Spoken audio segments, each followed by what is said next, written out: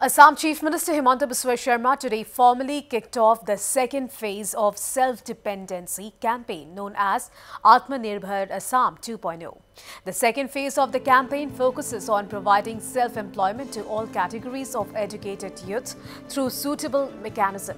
The campaign also seeks to create an entrepreneurial-oriented ecosystem in the state, with the objectives of Atmanirbhar Assam also include generating employment opportunities in rural and urban areas through setting up of new ventures and thereby strengthening the government's focus on rural economy.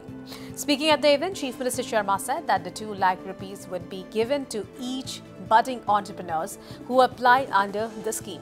Here, 1 lakh rupees would be given as state assistance and another 1 lakh rupees would be given as a loan which can be repaid over a period of 5 years in small installments. 2 lakh যুৱকক আমি আত্মসংস্থাপনৰ বাবে 2 লাখ টকাৰ আমি সহায় বা সাহায্য আমি দিম আৰু তাৰ মূল ধাৰণাটো হ'ব যে 1 লাখ সাহায্য আৰু 1 লাখ টকাৰ ঋণ কিন্তু ঋণো খুব 5 বছৰত সৰু ইনষ্টলমেন্টত উইদাউট ইন্টাৰেষ্ট আমাক উভতাই দিব তাৰ মানে এটা মাহত খুব বেছি ক'ব গ'লে 4000 টকা ইনষ্টলমেন্ট হ'ব আৰু তাত কোনো সুদ নাথাকিব 2 লাখ টকালৈকে যোৱাৰ 2 লাখ যুৱকলৈকে যোৱাৰ আগতে আমি প্ৰাৰম্ভিকভাৱে 25000 যুৱকক এই সাহায্য আগবঢ়াইছিলোঁ তেওঁলোকক প্ৰথমতে আমি যোৱা বছৰ 1 লাখ টকা আগবঢ়াইছিলোঁ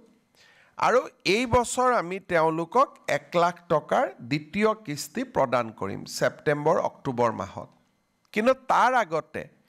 এই গোটেই ব্যৱস্থাটো যাতে যুৱক যুৱতী সকলে বিশেষকৈ একাংশ যুৱক যুৱতীয়ে যাতে মোবাইল আদি কিনাত খৰচ নকৰে আৰু তেওঁলোকক যাতে আমি সঁচাকৈ মেন্টৰিং কৰিব পাৰো ভাল কাম কৰাৰ কাৰণে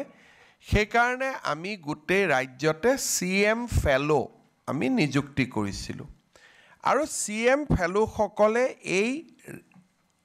সাহায্য পোৱা বা আত্মনিৰ্ভৰ অসমত লোন আৰু সাহায্য পোৱা যুৱকসকলৰ লগত কথা বতৰা পাতি থাকে ফলো আপ কৰে এই ব্যৱস্থাৰ কাৰণে এইবাৰ আমি ৰাজ্যখনত বহুতো CM AAA পোৱা যুৱক যুৱতীয়ে